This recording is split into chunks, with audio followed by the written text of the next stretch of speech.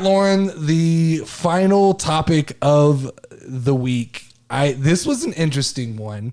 And I saw this somewhere. I saw somebody talking about this, and it clicked to me that this is kind of an interesting thing. And I don't want you to think of this in like a metaphorical way, because it's not as deep as I'm trying to make it. But what I want to talk about here is, like, if you look back at your life, and especially as your childhood, I want to talk about the things that you think defined and molded who you became, and kind of who the person that you became today. What can you equate to, like even like a timeline of like how you came to be who you are, and things that affected you.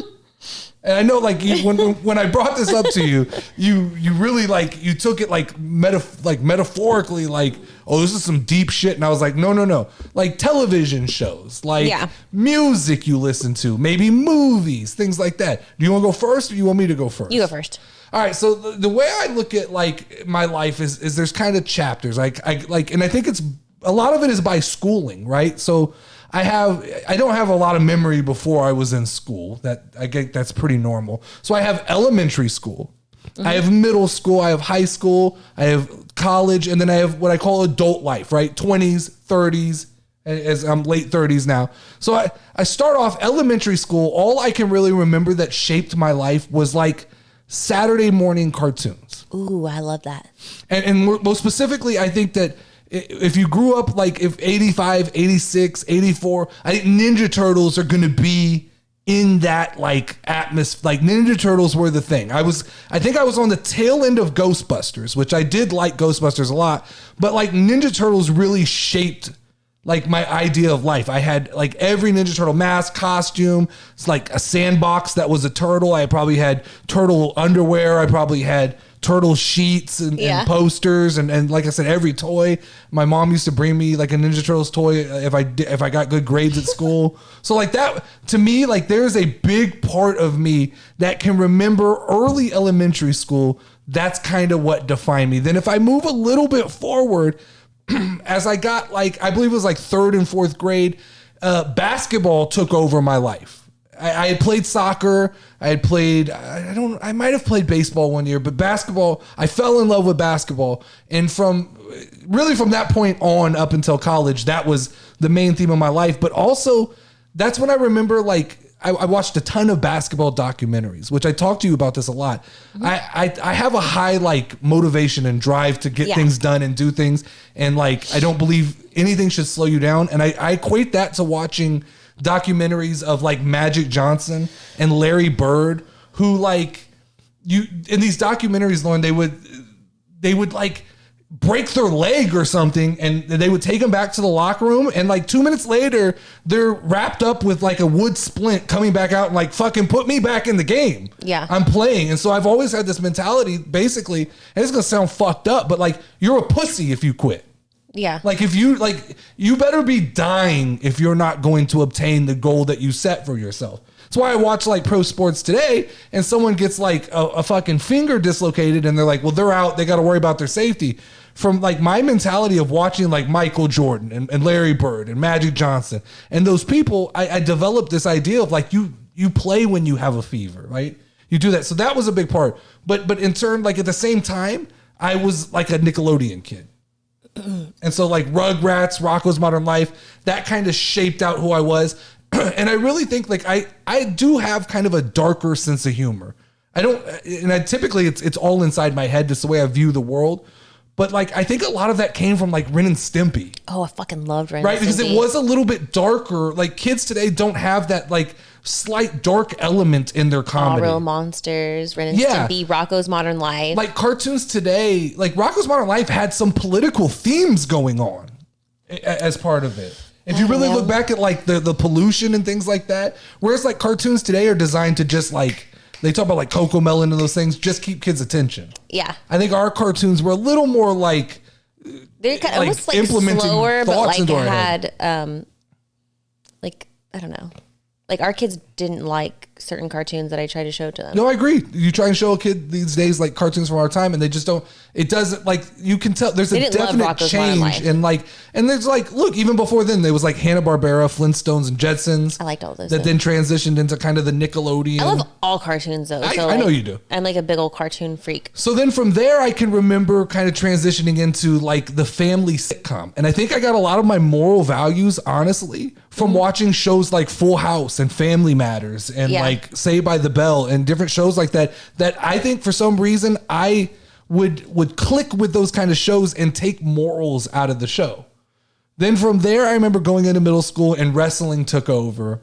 And so I think I got a little bit of like personality from the Attitude Era and like things that I probably shouldn't have been watching in middle school. Whereas I know you're going to talk about some different stuff, but like wrestling was kind of my like escape and it was different. And it felt like I was watching, like I said, something I shouldn't be watching. Yeah. And then from there, it spiraled into, I remember becoming a big Dave Chappelle fan, which kind of skewed my idea for comedy. Even today, like I share a lot of the views of like, I don't think things should be offensive.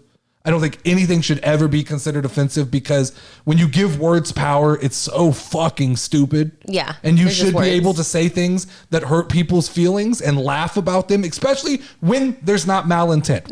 When you're trying to be mean-spirited, you're a bad person. Yeah. But if you make a funny joke that is grounded in racism, whether it's about white people, black people, Mexican people, if it is a joke and it is meant to create humor and not hurt people's feelings, I think that there is value in being able to come together as different races even and joke about stereotypes. Not saying that... Like I'm a Mexican woman, but how come I don't cook and clean? That's what I'm...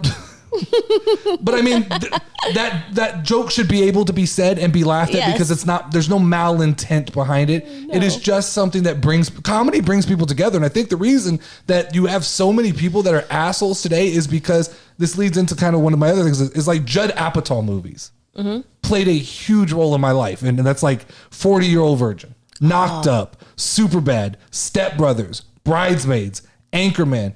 Those movies that were offensive to be offensive. Yeah. Right? They used comedy in a way that was meant to offend you and you laughed and you left the movie theater and it was funny and you knew you couldn't go say that shit, but it was shit that made you laugh and made you feel good. And these days, like, what is the last good fucking comedy movie that you've seen? Like, I got online the other day and looked up just politically incorrect comedy movie and they just don't exist. Will Ferrell's not making them anymore. Bridesmaids maybe, but that's even but that's long. Like movie. Bridesmaids is what year is Bridesmaids? 2000? I don't know, but 11? Like, that's like the most recent funny movie that I can think of. And yeah, I'm with you, but like I don't. I honestly don't know. And like the comedies to me is dead. Dave Chappelle, like stand-up comedians, there's a few of them like Joe Rogan, Dave Chappelle. There's a few of them that keep it alive. But for the most part, like this political correctness to me has more of a negative effect than it does a positive effect on people and their ability to associate. If everything you say has to be touched with white gloves, I think, and that's to me, and bringing it back to the topic, that's what kind of shaped me. Like I have inside, I believe I'm morally good. And I always want the best for people. You're one of the best people I know. But I'm also able to like talk shit and have fun and have a thick skin and understand the difference in what a joke is and what is like meant to be offensive. Yeah. What I mean, do you want to add to yours? God damn, you went real fucking deep in there. Well, we don't have to. I mean, we just bounce. No, it's like I mean, like of course, like I've always loved cartoons, like ever since I was little. So it would have been like the Rugrats, Ren and Stimpy. Clueless was like super big to me in elementary school. That's also when I started watching MTV. Which I knew you were going to go to. Road Rules, Singled Out, which I should have not been watching any of those. The Jenny Jones show, I used to love to watch, like scared, like when the kids would be bad and they're like, we're going to scare you straight or whatever. I mean, I remember those. I don't think I watched them I did. regularly. I'd get in trouble all the time. I'd wake up at like 1 o'clock in the morning to watch them and Ricky Lake and stuff like that. Never by myself. I never watched them. I watched them all the time because I wasn't supposed to watch them. Then like middle school, I think that's when like Alanis Morissette, Britney Spears, Christina Aguilera. I was a big MTV watcher. I definitely was. I can see that. Like into that. Yeah.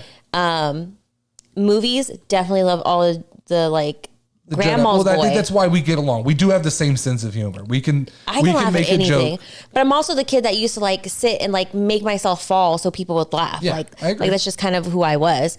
And then, you know, in college, it was just like gay club music. You listen to like a lot of like club music. And so I get it. Music to me. But I've always loved cartoons, like no matter what. I don't care how old I get.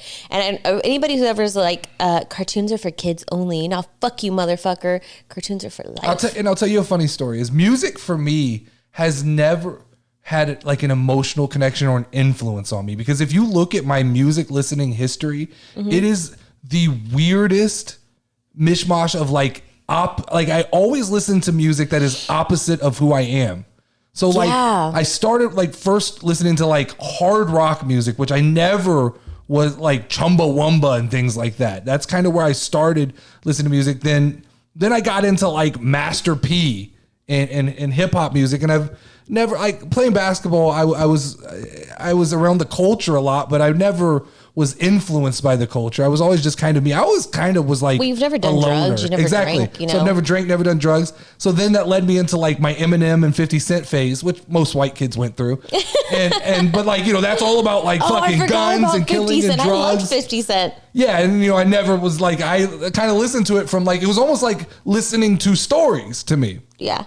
But then, you know, more recently, like my music is, I listen to like Wallpaper, which is 100% college drinking music. And I don't drink and I don't do drugs. And now I listen to like the Dirty Heads, which is like pothead music. Yeah. That I absolutely love. The Gym Class Heroes has always been a music that did kind of resonate with me. Yeah. And why it's my favorite music of all time comes from the Gym Class Heroes. But even now, I'm listening to a lot of these like TikTok. I don't like. I think they're Christian artists. I'm not sure. They're pop artists. Yeah. But it's just like, when you look at their profile, they say Christian. A lot of them say like Christian rapper and stuff like that. But I guess you said it's like just because they don't cuss or say bad things. I think it's because they don't have like drug themes and things like that. But it's just interesting to me that music has never like played. Sometimes I hear you, like your emotional state is very tied to music you're listening to. Like if definitely. You're upset, I hear you listening to certain music and I'm like, oh God, don't go in that room tonight. I've never ever noticed that in my life until you were the one who has pointed it out to me. Whereas I think for me, music doesn't, it's not as dependent on my emotions. I guess sometimes when I'm mad, I will play like, oh, you fucking put on Eminem and I know exactly which songs it is. Like, and then I'm like, I think more of that's like a signal to you of like, leave me alone. I know what it means. But yeah, I think it's interesting because it's interesting to look back, like to do a retrospective of like the things that bring you to where you are. It's crazy. And then to like look at our kids and see, I noticed today, just like, you know, fucking iPads. Yeah. Like our kids, well, I love spending time with our kids and hanging out, but they would rather hit YouTube, hit play, and just be lost in that world and that conversation. And you have to tell them like, hey man, let's turn that off for a minute. Let's hang out. And then you definitely have to watch what they're watching more closely. Cause like I should not have been watching fucking MTV or any of that shit. Yeah. But what I was going was like, it's funny because once you peel them away from that world, you see the enjoyment they get from like, let's play a board game. Yeah. Let's talk. Let's hang out. And all of a sudden, they're super the interested. They're like, come spend time with me. Well, and our kids are good. They enjoy spending time with us, but they also do have their electronics and like those. And it's funny to me because we saw the thing on TikTok about a lady saying like, as kids, we wanted to be invisible. We didn't want to be on our parents' radar. Whereas it feels like to me, our kids want to watch YouTube, but they need to know that like we're in the room and like, hey, look at this. Hey, pay attention to me. And that's interesting. Yeah. It's just funny how different generations. Is true. Like, and I'm sure if we brought like our parents on here, they would talk about like us in an entirely different way. My mom told me that like the whole neighborhood, like all the kids would hang out together and that they'd all go to the pool together and like just roam the streets. And then they'd all come back home at like dinner time. Yeah. And then that's it. And then I remember when we were younger, like my mom would just drop us off at like the pool for swim practice and we stayed and then we just stayed the whole day. So let me ask you this question. We'll kind of end on this question. This is something that I kind of ponder. Do you think like one of the like our kids are allowed to go in the front yard and to the neighbor's yard because we know the neighbors really well, and that's it. Like if you cross that boundary, you're fucking in trouble. Come back inside. We're gonna have a long talk. We talk about your parents being able to just wander around. Do you think that there's more creepy people and more bad situations in the world today, or are we just more as parents more aware of what's going on? No, I love murder mysteries and all that stuff. So this shit has always been around. It Just is not only that we publicized? are able to have access to more information That's scary. about like where the pedophiles are at or like what the fuck is going on in the world. But it's always been there. That's scary. So Very scary. Don't like that. But that's also why I'm like, nope, you stay next to me, children.